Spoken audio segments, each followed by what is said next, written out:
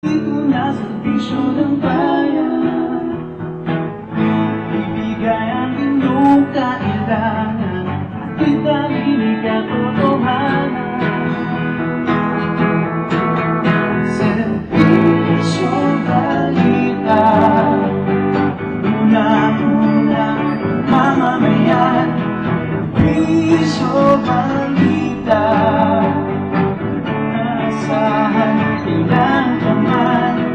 Serbisyo balita, unang-unang mamamayan. Serbisyo balita, asahan ilang kaman sa ating katotohanan.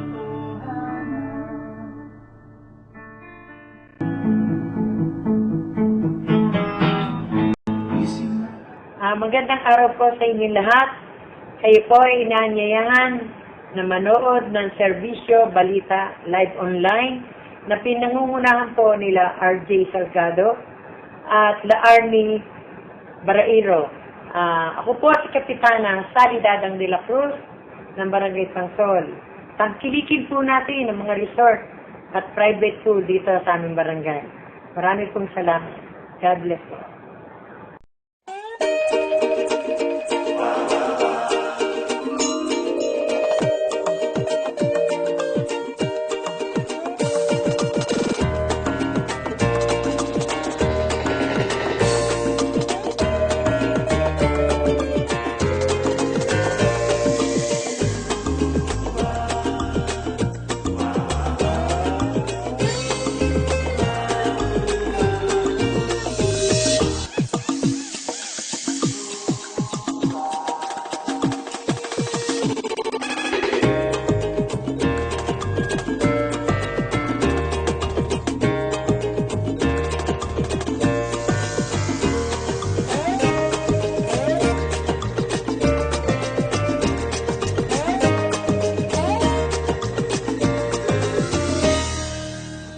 Ito po ang inyong punong bayan, Walter D. Echeverria Jr., nagsasabi at nagpapayong ugaliing manood ng mga programa sa Serbisyo Balita Live Online Channel, ang nag-iisa at nangungunang webcast channel sa buong Calabarzon Region 4A.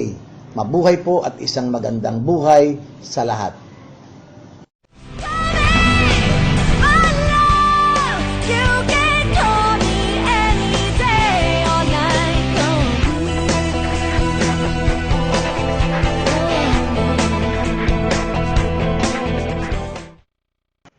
Mga kababayan, ugaliing manood ng Serbisyo Balita Live Online tuwing Lunes, Miyerkules at Biyernes. Ito si Kap Toti de la Rosa ng Barangay Dita, Santa Rosa City, Laguna. Ang programang ito ay rated SPG. Striktong patnubay at gabay ng magulang ang kailangan. Maaaring may masiselang tema, lengguwahe, karahasan, sexual, horror o droga na hindi angkop sa mga bata.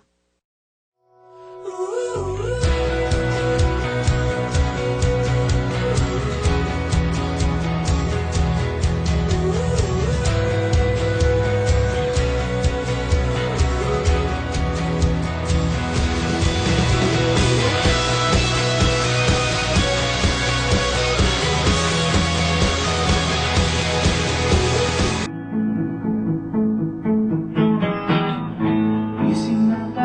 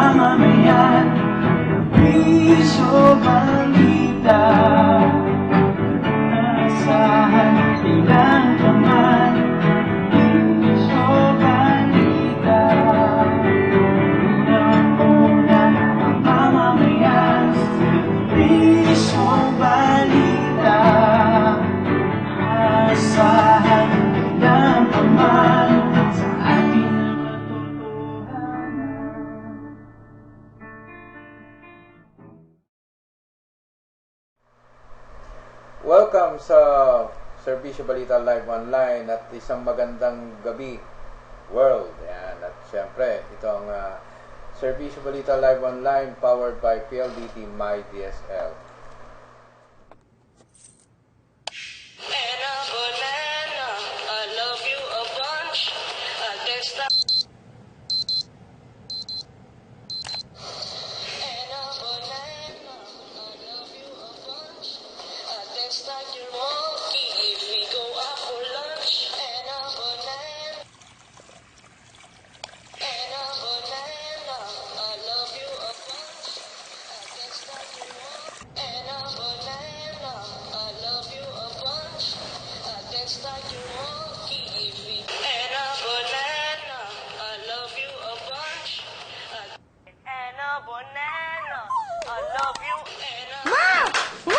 Ano pala na just reach 100 hits? Yes! Yes! Yes! Anna banana, baby. I love you a lot. Welcome po sa pinakaabangan programa sa internet via Ustream. Dito lang yan sa nag-iisa at nangungunang web channel sa buong Calabarzon, Region 4A, ang Serbisyo Balita Live Online Channel. At ito po si RJ Salgado. At yun naman po yung lingkod na sila Arnie Del Babareiro na bumabati po sa inyo na isang mainit na gabi Pilipinas. At para po sa lahat ng viewers, readers ng Serbisyo Balita, kung meron man kayong mga hinaing, komento, karaingan o panawagan, maaari po kayo mag-text sa 0929-600-3001 at sa Globe 0935-868-9375 at sa aming landline. At sa aming landline, dun sa mga nais na magpalagay ng kanilang commercials or advertisements o kaya mga nais na magpa in-studio guesting dito ng live, maaari nyo kaming tawagan sa aming himpilan sa 049-544-4662. At syempre, patuloy lang po kayong mag-like sa aming page na Serbisyo Balita para po sa mga lokal na balita po sa inyong lugar. Yan. Okay. So, sa lahat ng ating mga reporters, medyo talagang inip na inip ng mag-report na naman. Ayan. Standby lang. Si Rico Hunyo dyan sa lungsod ng Binyang. Yan. At siyempre, hinihintay lang natin na tumawag ang ating kasama dyan sa mula sa Binyan. And speaking sa lungsod ng Binyang, papalapit na ang concert ni ilang araw na lang. Velasquez sa December 6 sa Lonte Sports Arena. Ayan, yan ay ang Concert for Cause, ang The Songbird Sings in Binyan. Ayan, at syempre doon sa ating mga kababayan, mga OFWs na uuwi bago mag-December 6 at mukhang magandang papasko to sa inyong mga minamahal, manood kayo ng concert.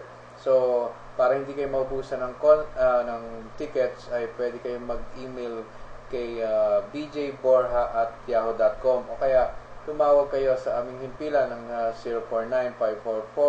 049-544-4662 para makapag-reserve ng inyong mga tickets. At sa mga dito naman na nasa ating lalawigan, mga nais na manood, maaari kayong bumili ng inyong mga tickets sa lahat ng SM Malls sa kanilang mga ticketing outlets. Yan. Okay, mukhang mahina yata yung signal. Ewan ko ba Kay kung bakit. Mr. Rico Hunyo. Problema palagi talaga ang signal ng Globe. Ayan, kahit sa mobile networks, yan sa mga cellphones, ang hina talaga ng signal. Yan. Ayan, dumako muna tayo sa NCR. Buti pa sa NCR, mukhang malakas ang signal dun. Mukhang malakas ang signal sa NCR. Kaya dumako muna tayo at tanggapin natin ang ulat mula sa labas ng himpilan.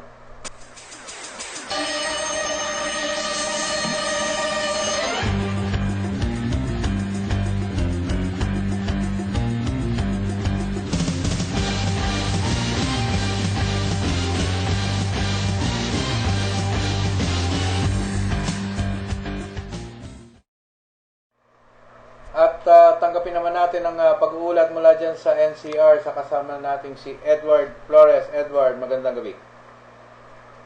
Isang pamilya sa Dagupan City ang nakakain na sinaing na bigas na may halong bubog ng kilala mga biktima ng pamilya Fernandez Cabras na Barangay Bunuan Giseta sa nasabing lungsod. Ayon kay Inang Irma Fernandez Cabras, nabili nila ang bigas sa General Trias, lalawigan ng Cavite. Nagsumbong ang pamilya Cabras sa isang himpilan ng radyo sa Dagupan na agad naman inaksyonan ng National Food Authority o Western Pangasinan Branch. Lumalabas sa investigasyon na positibo sa bubog at fiberglass ang naturang bigas.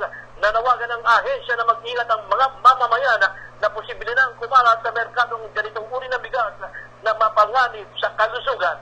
Dan Torres, sumiservisyo sa bayan. Dito lang sa Servisyo Balita. Live on 9. Okay, maraming salamat kasamang Edward. Ayan, grabe Kung dati nauso yung peking bigas, ngayon naman bigas na may halong bubog at fiberglass. Iba naman, ano ba mong klase? Grabe, mag-ingat na sa pagbili talaga ng bigas. Meron nga daw sa General Trias Cavite Na may bubog na bigas, diba? Dapat panawagan kay Mayor Oni Perer. yan. Pa-inspeksyonin yung mga... Oo, pakiimbestigahan po yan lahat ng tindahan dyan po sa inyong lugar. Yan, para makasigurado tayo na ligtas ang ating mga kababayan dyan. Yan. At alam naman natin na pangunahing pagkain yan, sa ating pagkainan ang kanin. Yan, noong una, hindi nila nakuhang malaso ng mga Pilipino sa peking bigas. Ngayon naman, nais naman nilang sugatan ang mga bunganga ng mga Pilipino. Parang gustong patayin na mga Pilipino. Yan, unti-unti na. Sige. Anyway, yan. Ang madako tayo in relation sa bigas, syempre. Ayan. Yan. Yung mga tumataas na bilihin. Pataas ang presyo ng bilihin.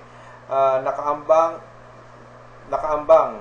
na naman ang pagtaas ng presyo ng bilihin sa karaniwang pagkain ng mahihirap tulad ng delata dahil sa production cost ng mga ito. Tinatayang 2 linggo sa loob ng 2 linggo ay magtataas ang mga ito kasabay ng pagtaas ng presyo sa mga merkado. Yan, kahit ang NFA rice ay di may paliwanag ng National Food Authority kung bakit nagtaas ng 2 piso kada kilo. Ayan, NFA na lang, nagtataas pa rin. Dapat lang mabahala ang Pangulo sa sunod-sunod na pagtaas ng presyo. Ayan. Tulong inutil ang Administrasyong Aquino sa pagtaas ng presyo, ngunit di nadaragdagan ang sahod ng mga manggagawa. Ito ay ayon sa ilang mga union members. Hindi, totoo naman kasi. Yeah. Di ba? Lahat tumataas. Pataas ng pataas lahat ng mga presyo ng bilihin, yung mga MRT, di ba? Kaya nga, although sinasabi nga nila, kaya may mga ibang kumpanyang umaalis ay dahil mataas raw ang production cost dito. Kung tutusin, kung mataas ang production cost, bakit mababa pa rin ang sweldo ng ating mga kababayan? Ayan. So, medyo malaking suliran ngayong magpapasko ang pagtaas ng presyo ng mga pangkaraniwang bilihin. Ayan. At syempre, ang mga investors, kasi sila yung nagpopondo sa mga politiko, syempre, di ba? Ang kapakanan nila, ang personal interest nila ang pinoprotektahan ng ating mga mambabatas. Aba, kung tutusin, kaya nga yung mga ibang negosyante, sumusugal sa pagsuporta o pagbigay ng mga tinatawag na campaign funds, pantulong sa mga politiko, para siyempre medyo pag may nagliligalig na ating mga kaibigan dyan sa mga union, tila bulag at pipe at bingi ang mga local leaders para makialam at mamagitan sa mga sitwasyon.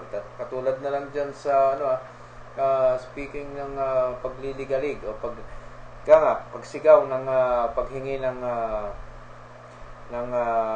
katarungan o tulong dahil dun sa tinatawag na union busting.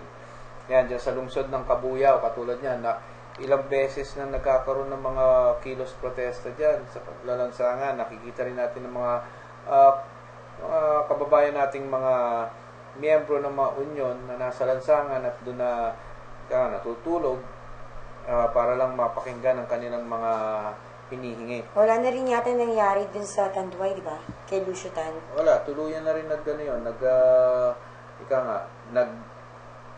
gano'n lang sila, nagpahinga lang daw. So, yan. Samantalang ay tumanggap naman tayo ng isa pang pag-uulat mula sa labas ng ating himpilan.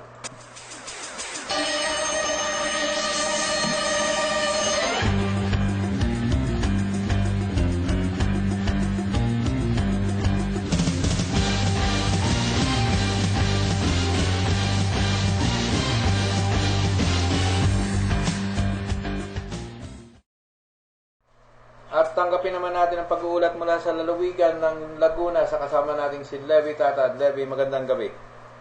Yes, magandang gabi kasama ang RJ at 4 katao ang naaresto sa sinagawang bypass operation ng mga kagawad ng pulisya dito sa Los Baños sa panguna ni kanilang hepe na si Pulis Superintendent Romeo Desidero sa magkakahiwalay na barangay dito sa Los Baños. At naaresto ang 3 katao na sinasabing ito ay taga-barangay Mayondon, 2 lalaki din sa babae. At nakuha dito ang pirasong maliliit na plastic sachet. At kabilang sa mantala sa barangay naman ay isang naaresto. At dito sa si alias Nalabaw, at nakuha sa kanya ang 3 pakete ng 3 sachet plastic shabu at na-recover sa kanya ang iba pa ng mga pulisya matapos itong magpanggap na pusher fire ang pulisya sa isa rito. At ang mga ito ay nakapihit na ngayon sa PNP Custodial Jail at hinahanda na ang kaso laban sa mga ito. At patuloy na pinahigting ng Los Baños Police ang pag-uuli sa mga illegal na droga sapagkat dito sa Los Baños namak na ang nasabing bentahan ng illegal na droga. Mula pa rin dito sa Los Baños, Laguna, nagasigan ng Laguna, ito po ang yung lingkod na si Levi Tatad, nagsiservisyo sa bayan para sa Serbisyo Balita Live Online. Okay, maraming salamat kasamang Levi. Ayan, at napag-usapan mabalik tayo sa usapang pagtaas ng presyo. Ito, may good news naman tayo. Bagamat bad news ang naumpisahan dahil sa napipintong pagtaas ng presyo ng mga pangunahing bilihin. Ito naman ay walang fare hike sa taong 2016. Ayan, pagdating sa presyo ng pamasahe. Ayan. Tiniyak ng Department of Transportation and Communication o DOTC na walang magaganap na pagtaas sa pasahe sa Metro Rail Transit o MRT at Light Railway Transit LRT sa susunod na taon. Tanong ni Grace po sa mga nagtanong si Grace po na bago mag-aproba ng budget ay inalam muna kung may planong pagtataas ng presyo ng pamasahe sa MRT at LRT. Yan. Yun ay naganap dun sa nagkaroon ng budget deliberation ng DOTC. So, ang sabi naman ng sa DOTC ay wala pa silang plano na magtaas ng pamasahe dito sa MRT at LRT. Ang tanong, ang presyo kaya ng pamasahe sa yung tren na bagamat hanggang Santa Rosa lang yata o Calamba, magtataas kaya o mananatiling mababa pa rin? Tataas pa rin. Yun. Yun. Diba? Kailangan kasi nila ng rehabilitation yata para sa kanilang mga riles. Ayan, syempre dumako tayo sa Lungsod ng Tanawan. Ito yung buwan ng women's violence against women. Diba? Ayan. Dahil birthday syempre ni Vice Mayor Jonah Corona sa Lungsod ng Tanawan, siguro tinapat o napataon yung event kanina sa Lungsod ng Tanawan. Kauna-unahang pamahalaan ng Lungsod ng Tanawan sa naglusad ng programang Violence Against Women Now. Dumalong kumulang na 5,000 kababaihan dito sa lungsod na ito. Pinangunahan ito ni Tanawan City Mayor Tony Halili, Vice Mayor Jonah Corona, kasama mga miyembro ng Sangguniang Panlungsod at syempre, katulong dyan ng departamento nilang CSWD at GAD. Ang kaibigan nating si Police Chief Inspector Elmar B.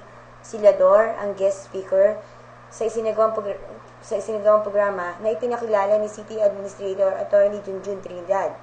Naging bisita din ang mga kilalang personalidad mula sa iba't ibang sektor ng lipunan. Dumalo sina Congressman Dong Mendoza, Board Member Debs Balba, Board Member Fred Corona, Congressman Nicky Briones, Board Member Colol Vililla, Vice Governor Mark Libiste. Nakiisa din sa nasabing okasyon upang batiin ang mga kababaihan sina Senatorial Candidate Isko Moreno at dating Sub Commander General Getulio Napenas. Mainit namang sinalubong ng mga kababaihan ang pagdating ni Senador Bongbong Marcos na tumatakbo sa pagkapangalawang Pangulo ng bansa. Okay, so yun nga, ang sinasabi nila na ngayong buwan na to ay Children's Protection Month at Violence against women. Violence against women.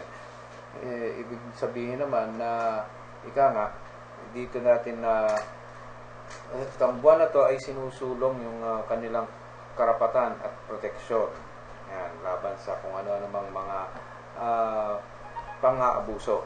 Uy, medyo ironic lang, di ba? Hindi naman magka-partido si Senator Bongbong Marcos at si Vice Mayor Isko Moreno. Ba't sila magkasama?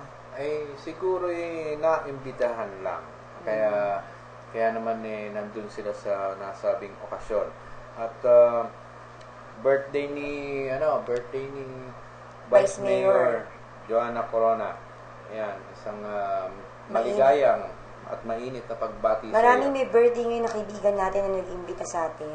Na happy birthday lang. Opo. So samantalang tanggapin naman natin ang isang pag-uulat mula sa labas ng himpilan sa kasama natin si Rico Junio. Rico, magandang gabi. Magandang gabi sa iyo dyan sa station. Pinangakasuhan na ng graft corruption sa Sandigan Bayan si dating anti-3rd District Representative Rino Lim kasama ang 5 pang opisyal kaugnay sa pagkakasangkot sa 27 million foreign fund scam taong 2007. Sa resolution na nilabas ng Ombudsman Conchita Cathy Morales, may nasilip na probable cause sa graft complaint laban sa Lim at sa 5 opisyal ng Technology Resource Center o TRC na sina Antonio Ortiz, Dennis Cunanan, Maria Salinda Laksamana, Maribel Cover, at Silo Villan Espiritu. Kapilang din sa pinakakasuhan, sina Kaadapay Magpakailanman Foundation Incorporated o TMFI Representative Carlos Soriano at Franz Bernardo. Ang mga ito ay nahaharap sa 4 na bilang ng paglabas sa Section 3 ng RE 3019 Anti-Graft and Corrupt Practicing Act. Ayon kay Renilim, hiniling sa gobyerno na palabas ang ganyang priority development fund o PDAP sa naaabot sa 30 million at pinili niyang implementing agency ang TRC kasama ang TFI bilang katuwang na non-government organization o NGO noong August at Nobyembre 2007. Sinabi naman ng Commission on Audit o COA na nagagamit na sa anomalya ng ibang mga congressman at senador ang pork barrel fund o PDAP. Mula dito sa Laguna, ako po si Rico Junio, nag-uulat para sa Servicio Balita Live Online. Okay, maraming salamat kasamang Rico. At bago tayo magpatuloy, dumako muna tayo sa ating himpilan para sa ilang mahalagang paalala mula sa ating mga sponsors. Isang balita, asahan ng paman sa ating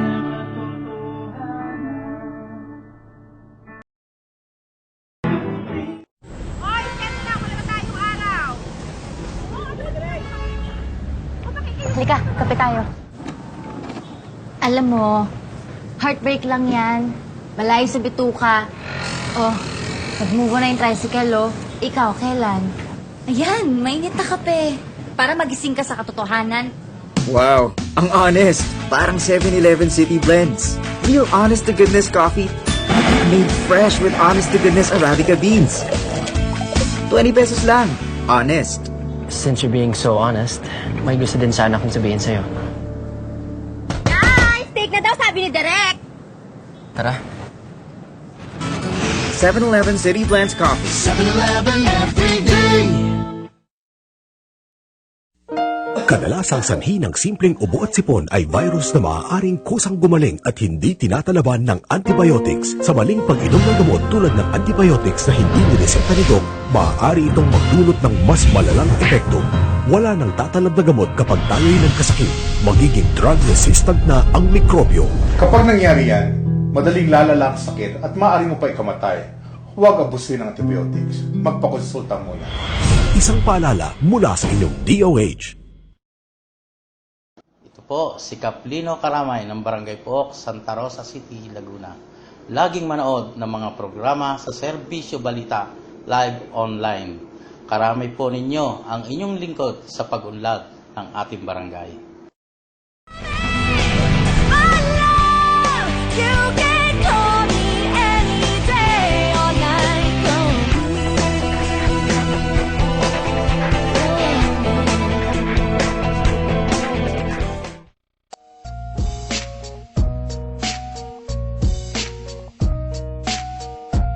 Sa Jad Realty, we take care of your housing needs. From low-cost, affordable to high-end. Hassle-free on documentations and site visitation. Jad Realty, bringing you closer to your dream home. For more information, visit us at our main office, 168 San Juan, Calamba City, Laguna, or call 099999 10190 or 0917-530-1578. Po si Konsehala Maricel Torres, nag-aanyaya sa inyong lahat. Lagi nating panoorin ang Serbisyo Balita live online tuwing araw ng Lunes, Miyerkules at Biyernes. Magserbisyo tungkulin ko. Maraming salamat po at isang magandang buhay sa inyong lahat. At nagbabalik ang Serbisyo Balita live online. Ayan, at may mga karagdagan tayong pag-uulat ng pinakahuling mga kaganapan sa iba't ibang panig ng Calabarzon. Okay, dumako naman tayo sa Cavite.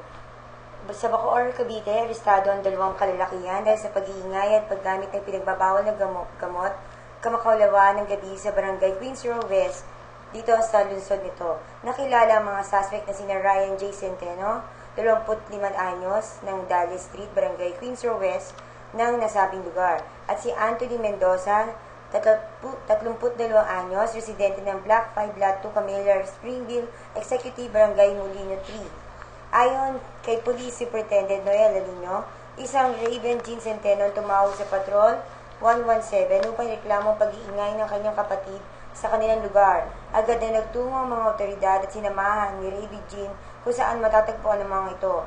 Aktong gumagamit ng droga ang dalawa nang mahuli sila ng kapulisan.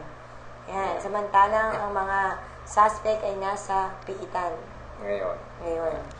At sa isa pang pag-uulat dyan rin sa lalawigan ng Cavite, dahil sa kahirapang dinaranas, nagpatiwakal ang isang 17 anyos na binatilyo sa pamamagitan ng pagbibigti sa isang puno ng mangga kamakalawa sa barangay San Agustin 2, Las Marinas City.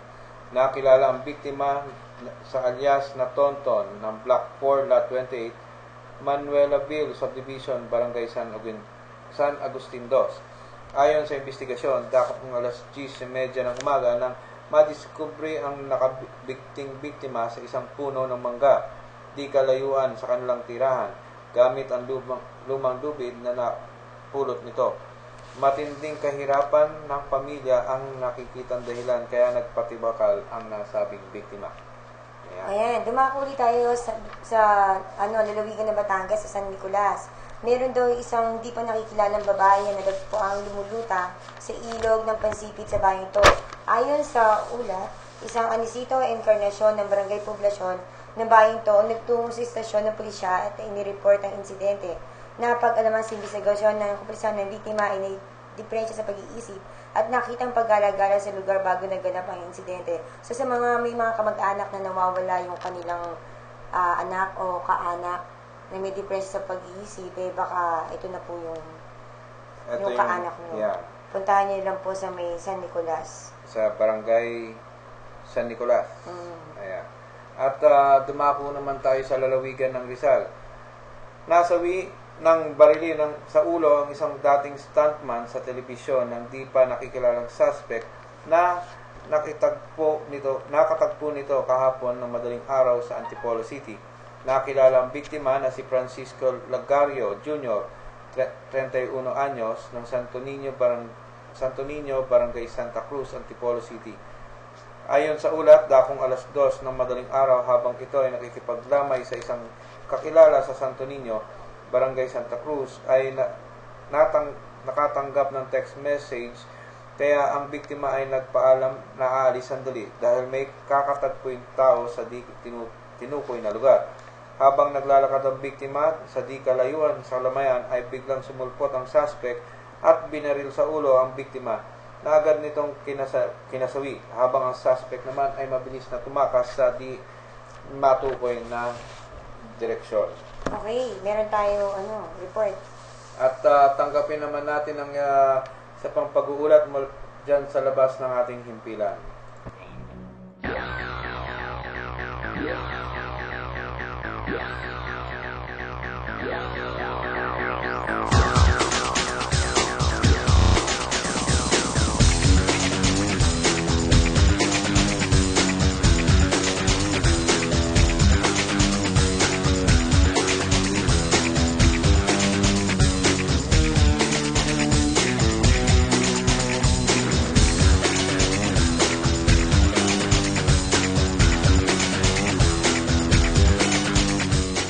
At tanggapin naman natin ang pag-uulat mula sa lalawigan ng Cavite sa kasama natin si Adan Gabato. Adan, magandang gabi.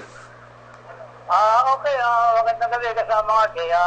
Kung saan ay ating nakalap itong 27 Asian Summit 2015. Bumalik sa bansanas, Pangulong Pilipino Noynoy Aquino III mula sa 27 Asian Summit sa Kuala Lumpur, Malaysia, kung saan ang naging top agenda na pagpupulong ay pagtugpo sa terorismo. Kamakailan lang nang mangyari ang pag-atake sa Paris at Lebanon at pagpapabagsak ng isang Russian plane na pakalaumano lahat ng ISIS. Sinamantala na rin ng Pangulong Noynoy ang pagkakataon upang pagandahin ang kanyang imahe ng talakayin ng isyo sa paggawa ng teritoryo sa gitna ng West Philippine Sea. Inidayat ng Pangulo ang lahat ng membro ng ASEAN at ilan sa dialogue partner nito na huwag hayaang umano ang kahit anong bansa ang umangking sa mga dagat at gumamit ng kanilang pwersa para rito. Mas mabuti umano na resolbahin ang anumang hindi pagkakaunawaan sa pamamagitan ng mapayapang paraan. Maging si US President Barack Obama ay nanawagan sa China na itigil na ang sinasagawang reclamation ng pagtatayo ng mga istruktura sa Spratly Island. Mula rito, sa lungsod ng Dasmariñas, Cavite, ito si Adan Gabato. Siya nga pala kasama natin, patuloy natin bibigyan muna ng pagpansin. Ito gaganapin sa Dasmariñas, Cavite, kung saan ay nagpe-preparasyon na itong mga gaganap at magpapartisipasyon sa Paru-Paru Festival bukas ng umaga na gaganapin sa lungsod ng Dasmariñas, Cavite, kung saan ay pangungunahan ito ni Mayor Jenny Barsaga at ng kanyang asawang si Congressman Pili Barsaga ng Don District ng Dasmariñas, Cavite. At bukod doon ay mukha yatang maganda pagbati itong si running President Marroas at ni Vice President Benny Robredo sa gaganaping Paru-Paru Festival at 6th founding anniversary ng City of Dasmariñas, Cavite. Mula rin sa lungsod ng Dasmariñas, ito si Adan Gabato, patuloy na sa Servisyo sa Bayan, dito lamang sa Servisyo Balita, live online. Okay, maraming salamat kasamang Adan Gabato at ayan, at sana maging masaya muli at makulay ang selebrasyon ng Paru-Paru Festival dyan sa lungsod ng Dasmariñas. Makapunta ba tayo dyan? Sana kasi last year nandyan tayo di ba? Anyway. Para may video natin yung mga paru-paro. Ayan. At nakita naman natin last year medyo talagang festive ang naging Paru-Paru Festival. Mukhang gustong pantayan ang Sikhayan Festival ng Ayun, Santa Rosa City. Siguro bilang advancer, pwede natin i-refresh yung natin last year na. Yan, at marami nag-participate ng mga iba't ibang eskwelahan pagdating sa street dancing na mukhang bukas yata ay ganun din ang maaasahan na magkakaroon ng street dancing parade. Ayan, at competition. Samantalang ay dumako naman tayo sa lalawigan ulit ng Laguna kung saan nasa kote ng mga tauhan ng District Anti-Illegal Drug Special Operation Task Force Group Northern Police District sa isinagawang bypass operation ng isang umano'y drug dealer matapos itong magbenta ng shabu sa pulis sa Caloocan City kamakalawa ng hapon. Kinilala ni Dade NPD Chief Inspector Ronald Perilla ang suspect na si Ramsey Sevilla, 26 anyos, ng Calamba, Laguna, na nahaharap sa kasong paglabag sa Article 2 of RA 9165, otherwise known as Comprehensive Dangerous Drug Act of 2002.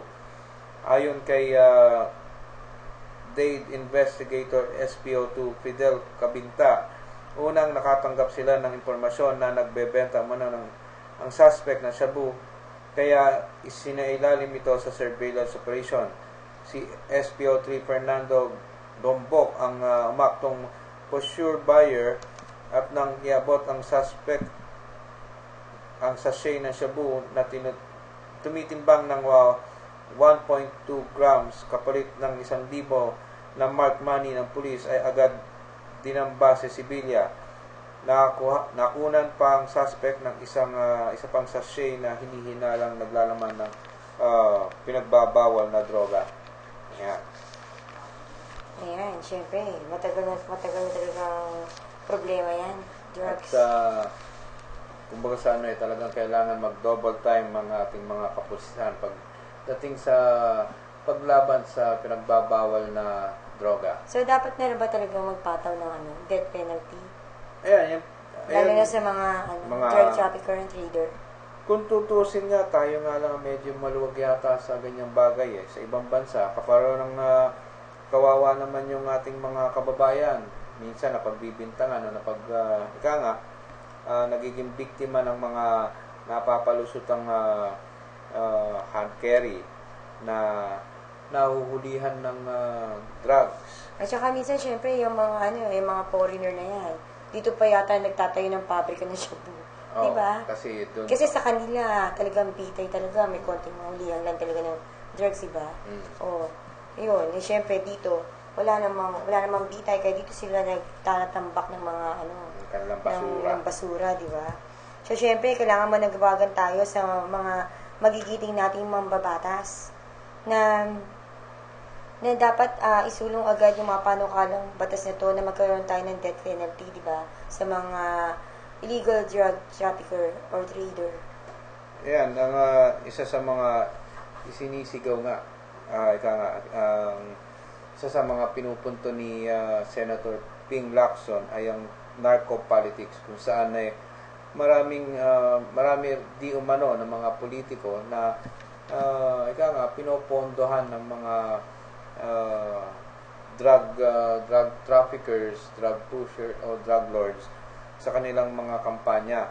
So, yun nga sinasabi ni Senator Ping Lacson pagdating sa ay yung narco-politics na medyo mahirap sugpuin dahil mismo itong mga politikong to ay tumatanggap ng tulong para sa kanilang campaign funds mula dito sa mga sinasabing mga drug lords. Ayan, kagaya nga niyan, kawawa yung mga kababayan natin pagdating sa ibang bansa, lalo na sa bansang sakop ng China.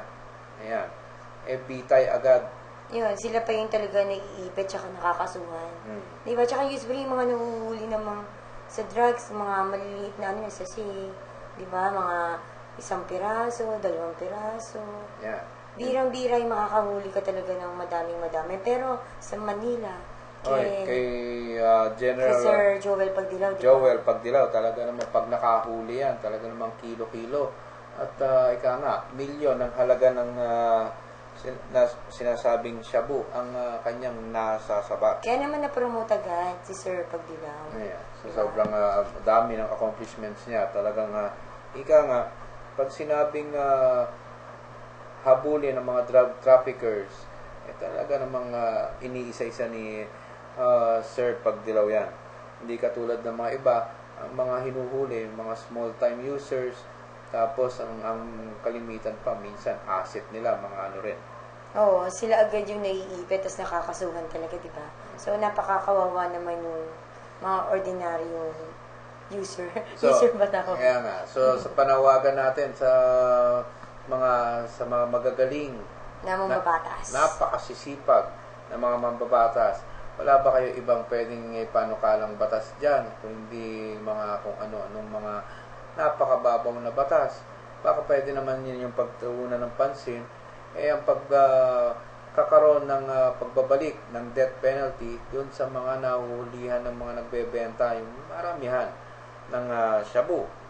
Ayan. Bukod nga dyan sa death penalty, parang hirap na hirap din silang gawang batas. Yung age discrimination, di ba, pagdating sa trabaho. Di ba? Napakasimple lang yun. Bakit? Dahil kaibigan nila yung mga investors, yun ang nagpopondo sa kanila. Di ba? Kaya may age discrimination. At saka yung... Baka malugi yung mga kaibigan nilang negosyante. At saka yung yung tinatawag na contractualization. Oo. Yan, hanggang 5 months lang. Alam mo, matalino rin itong mga itong mga may-ari ng kumpanya. Hindi nila paabuti ng 6 months ang isang trabahador dahil alam nila na oras na tumungtong ang isang trabahador ng 6 na buwan sa kumpanya, it's either na gawin nilang probationary status. So, pag dumating sa probationary status, malamang sa hindi, magiging mauwi na to sa regular working status. Ayun. Kaya ang dami pa rin talaga naghihirap. Una, yan nga, yung contractual na yan. Yung age discrimination. At pag married ka na, yung babae, hindi ka na pwedeng trabaho din. Diba? Yan. Parang ang daming diskriminasyon. Oo, ang daming diskriminasyon. Kaya yan, patuloy pa rin tayo naghihirap. Diba? Ang pinagmamalaki ng ating mga magagaling, inuulit ko, mga magagaling, na mambubutas. Mambubutas. Mambabatas pala. At napakasisipag ng mga politiko dyan. Ayan. Kung ang ipagmalaki ay mga sinasabing job fair, maraming trabaho para sa mamayan, mag-isip muna tayo. Yung trabaho bang yan, pang permanente o pang 5 buwan lang? Pagkatapos ng 5 buwan, gutom na naman. Kahit nga permanente, kulang pa din di ba? Magkano ba ang magkano ang sweldo ng isang regular na simpleng empleyado o trabahador ng pabrika? Baka naman hindi pa umaabot ng 600 isang araw. Talaga naman hindi makakabuhay ng pamilya. Tapos, pambili pa ng load, baka maluho pa si misis, di ba? Yan. Oo. Medyo... Hindi naman luho yung load Kailangan na talaga yan, kasama na talaga yan sa ng tao. Siyempre, for emergency purposes, diba? Yeah, pero, for communication. Pero kung kayo kwentahin nga talaga natin, sa ating sa hanay natin sa bilang mamahayag, tayo nakakaranas talaga ng pawis at dugo bago kumita. Ayan. 500 kulang sa isang araw. Kulang ang 500. Kaya nga, kailangan kumikita kami at least man lang 1,000 isang araw. Ayan. Dahil kapag hindi kami kumita ng 1,000 isang araw, tiyak, wala rin mapupuntahan ng kinita. Walang maiipon. Kaya kulang pa nga, pambayad nga ng kuryente lang. Talaga namang kakapusin. Pambayad pa ng matrikula ng bata. So, wala man lang pampaganda si misis, pampaseloping pa ng hair, di ba? Para maganda. Kaya yung mga ibang kalimitan, yung ibang mga nagtatrabaho sa atin, mukhang haggard na rin. Dahil ultimo pang ayos nila ng kanilang sarili, hindi makabili dahil sa kakaparanggot na sweldo. So ang dami natin pwedeng ipinawagan dito sa mga magagaling at masisipag, mahuhusay. Nakapokus lang yata sila sa mga pidap. Yan. Saan ba napupunta ang pondo nyo? Ayan, kung tutusin, mga mambabatas kayo, dapat naiisip nyo ang hirap ng mga ordinaryong manggagawa. Ayan, katulad yan. Hindi ba pwede ninyong pag-usapan ng mga investors na baka naman pwedeng magtaas ng sweldo? Huwag nang dumaan sa mga labor unions. Minsan magulo pa Nagkakagulo pa, tumatagal. Ayan, gumawa ng Pag-uusap. batas. Hindi, gumawa ng batas ng ang Kongreso na ito yung ceiling, ito yung dapat na minimum. Ito yung dapat na minimum na Ito ang mga benefits, di ito ba? dapat yung benefits. Batas lang naman ang kailangan dyan para sumunod ang mga mga investors. Kumbaga, bago ka magtayo dito ng negosyo mo sa Pilipinas, ito dapat. Yan ang dapat. Na maging benefits ng mga ng mga Pinoy, ng mga constituents namin, di ba? Parang gano'n. Alam mo, kalimitan nangyayari yan din. Kahit dito sa mga local, sa mga lungsod at mga bayan, kapag may gustong mag-invest, magtatayo ng isang pabrika, ang talagang usapan yan. Ang usapan ay 70% ng mamamayan na ipapasok sa kanilang pabrika ay mula dun sa lungsod na yon. Ang problema, paano ba ma-determine na taga doon nga talaga itong mga empleyadong to? 70% nga ang kinuha ng pabrikang yon. Pagdating naman sa pakinggan mo kwentuhan nila, kung hindi Bisaya, Bicol, yan, Kapampangan. So, ibig sabihin, hindi lihitin mong taga doon sa lugar na yon ang kinuha nilang mga empleyado. Ayan, di ba, maalala ko lang yung balita nga kanina sa Albay, may kasamang Rico Muñoz. Yan, regarding sa graft and corruption, yung mga congressman, di ba? Yeah. Di ba? Regarding sa 27 million pork barrel scam. Yan ang mga pinagkakaabalan nila sa halip na mag-isip ng mga magagandang batas sa kapakanan ng mga mamamayan, di ba?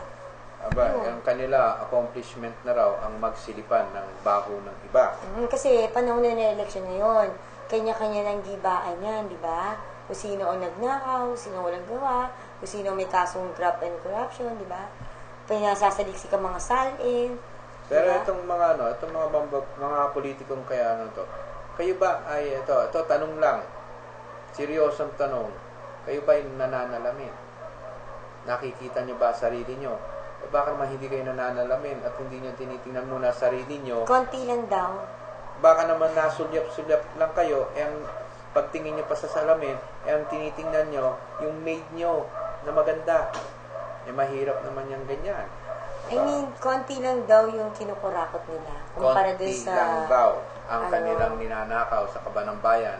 Maging konti man yan o marami, ganun pa rin yun. Kayo pa rin ay nagiging dahilan ng korupsyon at kayo rin ang dahilan kung bakit, nahihirapan ng mga investors na magtaas ng sweldo ng mga ordinaryong manggagawa. Ayan, dahil sa papalapit ng eleksyon, abangan po natin ang mga politikong sasampahan ng mga kaso ng mga kalaban nila.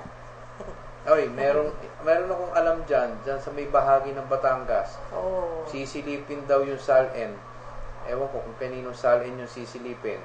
Dapat silipin din yung SALN ng mga department heads, di ba? Meron Hindi lang yan. mga politiko. Kasi karamihan sa mga department heads, ng mga lungsod-lungsod, ng bawat lalawigan, matitindi. Tahimik lang mga yan, pero parang mga Napoles. Ayan, dyan sa lungsod ng Secret.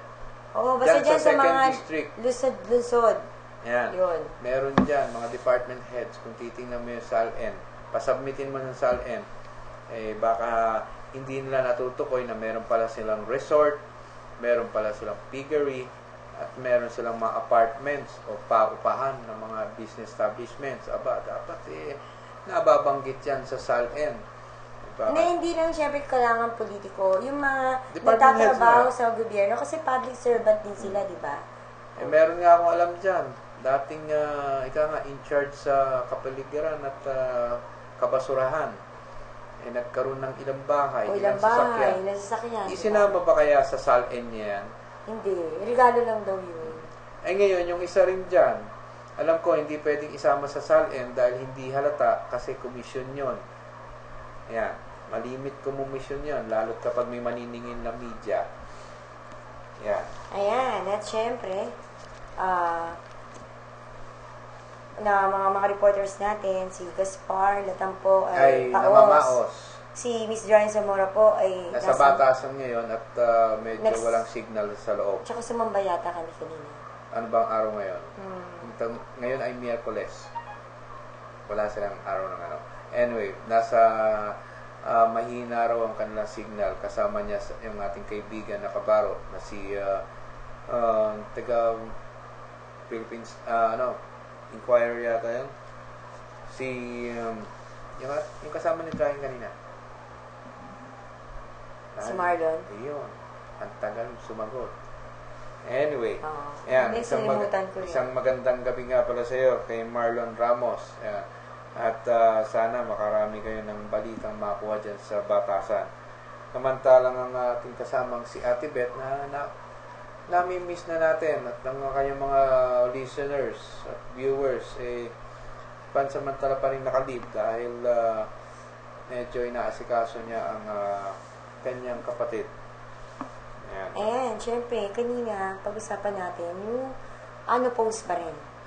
Ayan, madako naman tayo kasi baka naman sabihin nyo, hindi namin binabalita lahat. Anyway, ayan, at bagong info pa lang, mainit pa lang, kararating pa lang. Ayan, kasing bilis ng komunikasyon ng PLDT, MyDSL. Ayan, at ayon sa communication na pinagpasabi ay si Mayor Timmy Chipeco ng Calamba ay ngayon ay unopposed na. Ayan. Siyempre, yung certain kapili daw ng Barangay 1 ay nag-withdraw or nag-disqualify. Nag-withdraw yata sa kanyang pagtakbo kasi siguro na konsensya na napakabait naman ni Mayor para kalabanin pa niya. At mukha naman talagang lalampasuhin siya. Kaya siguro para umiwas na sa kahiya, nung magkaroon man na ng graceful exit, nag-withdraw na tong si Mama sa pagtakbo niyang mayor sa lungsod ng Calamba. Yeah. Anyway, Ayan. ang balita rin natin ay doon sa nagpapasabi ay nagkulang to sa araw o buwan ng residency. So medyo hindi siguro naisip ng kamandidatong yun na meron palang batas o provision sa COMELEC na kailangan meron pang minimum length ng residency sa isang lugar para kayo makapag-file ng iyong kandidatura. At buti naman natauhan yung Mama na huwag na lang tumakbo, di ba? Dahil happy naman ang lungsod ng Calamba, kina Mayor Timmy Chipeco, di ba? Ayan. Medyo siguro naisip niya, tama nga, at magsasayang lang siya ng oras, ng panahon, pera. abala, at pera. At syempre, nakakatuwa din naman kay Congressman Jun Chipeco, di ba? Ayun, usapan naman natin yun, si Bukal Unico. Pagkatapos di mo daw kumain, bawa ngayon, nagpa-lunch yata si Congressman Jun Chipeco. Kinabukasan, naalaman niya. Kasama niya din si Bukal, Johnny Unico. Tapos kinabukasan, nag-file. Oo, nag-file naman. Si Bukal Johnny Unico ng pagiging congressman. Yan. So, medyo, ganun naman talaga sa politika Walang, there are no permanent friends, only permanent self-vested interest. Yan ang sinasabi nga. Kumbaga sa medyo, meron nga tayong kilala dyan buong puso niyang binigay ang kanyang suporta at ang kanyang serbisyo sa kanyang partido politikal. Pero ngunit hanggang sa dulo ang nangyari, trinabaho at nilaglag siya ng sarili niyang partido. Eto, update nga pala. Ang pangalan ng lalaban sana kay Mayor Tim Chipeco na ngayon na nag-withdraw na ay si Mr. Capilit Roberto de Silva. Yan. Ayan, si Robert de Silva Capilit. Kapilit pala, akala ko kapili. So siguro napilitan lang ito tumakbo dahil may nag-udyok sa kanya isang doktor. Ayan. Ang alam ko kasi kung naging kapili yan, marami yan sa Kalawan, sa bayan ng Kalawan. Kapilit. Ngayon, yung De Silva, baka naman kamag-anak ni Dennis De Silva. Dennis De Silva. Hindi naman ni Eddie Silva, di ba? Hindi naman pwedeng Eddie Silva. Ayan, kaya siguro medyo kulang sa panahon ng kanyang residency, kaya medyo na-disqualified. Ayan, dumako naman tayo sa Kalawan. Kanina nag-inspect dun sa bayan ng Kalawan ang mga kapulisan kasi parang may sinesearch yata sila dyan na nawawalang motor din. Ayan. ayan, syempre, ayon naman kay Police Chief Inspector Luis Perez, ayan, dapat wag bumili ng mga second hand na mga spare parts regarding sa pag-support sa anti-fencing law. Ayan. Ayan, ang alam ko ay nagkaroon na rin ng ganyang katulad na pag-rate dyan sa lungsod ng Kabuyaw at sa San Pedro, pati na rin sa Binyan yata. Actually, sa buong lalawigan, nagbibisita sila sa mga junk shop. Yan, so ang isa sa mga tinitingnan nila dyan ay baka yung mga nakitang natagpuan mga sasakyan ay galing sa chinap-chap. Kasi may report sila na nanakawan. Carnapping. Ayan, at kay Sir Perez. Ayan, actually, na-recovered naman daw. Yan. Yan. Sangkot di umano ang isang nagngangalang Rainiel Taningco at isang Dave Mark Mendoza. Ayan. Romel Lubirin. Yan. Isang Romel Lubirin ang mga suspects na nasabing pagpaslang. Yan. Pawang mga taga niyan, taga Kalawan. At ang ginamit nga na motor ay na-recover nga dun sa sinasabing lugar at inaalam kung kanino ang mga nasabing motorsiklo. Ayan. Ayan, syempre, congratulations na din kay Sir Luis Perez dahil naka-recovered sila ng motor. Ayan, sana at least at the same time mabigyan naman ng ng hustisya yung mga naging biktima ng mga suspects. So, tayo ay mukhang dumako na sa batian portion. Ayan, syempre, happy birthday kay Vice Mayor Jonah Corona. Happy birthday din kay Konsehal Moises Morales. Pasensya na po, hindi po kami makakapunta ngayon. Happy birthday din kay Colonel Jobison de Marca. Kahapon, nag-invite din. Pasensya na, mate, di kami rin nakapunta. Ayan. Hi to Nanay Angelay. Ito po si Arnie Del Babariro. Nagsiservisyo sa bayan. Dito lang po sa Serbisyo Balita Live Online. Hanggang sa muli. See you tomorrow. At siyempre, nais natin batiyan ng happy birthday si retired Colonel Boy Masumsong. Ayan, happy birthday po, sir. At mukhang saka na tayo mag-celebrate. Ayan, talagang busy lang ang inyong mga lingkod.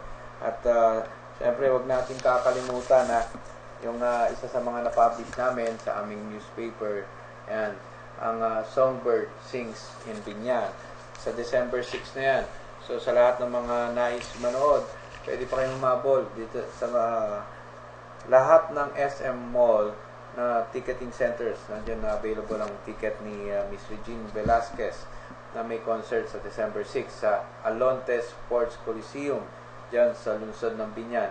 At dun sa mga OFWs natin na uuwi bago mag-December 6, isang maagang papasko sa inyong mga kapamilya at kaibigan ay yan, libreng magpalibre na lang kayo ng concert. So, para hindi kayo maubusan ng ticket, pwede kayong magpa-reserve mag-email lang sa bjborja@yahoo.com at tumawag sa aming himpilan sa 049-544-4662 upang magpa-reserve ng inyong mga ticket. Kaya, ayan, at dumako na tayo talaga sa ating closing time. Sa lahat ng ating mga kababayan worldwide, sa iba't ibang panig ng mundo, commercial muna. I love my Centro. She makes me complete. Ito po ang inyong lingkod, RJ Salgado, na patuloy na nagseservisyo sa bayan. Dito lang yan sa Serbisyo Balita Live Online. At bumabati sa inyo ng isang napakagandang gabi, Pilipinas.